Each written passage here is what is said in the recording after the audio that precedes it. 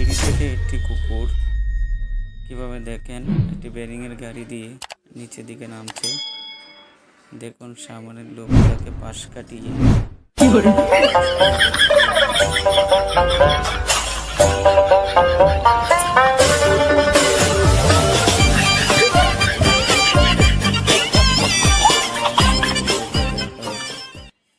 এখন মেইন রুটে চলে গেছে। মেইন রুটে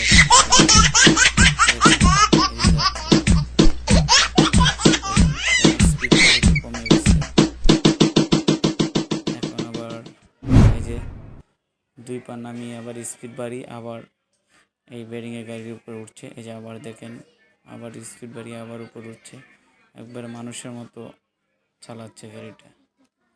আপনারা দেখলে অবাক হয়ে যাবেন। এই দেখেন যখন স্পিডটা কমে যাচ্ছে তখন আবার গাড়িটার উপরে উঠতেছে। দেখুন সামনের দিকে পাশ কাটিয়ে এভাবে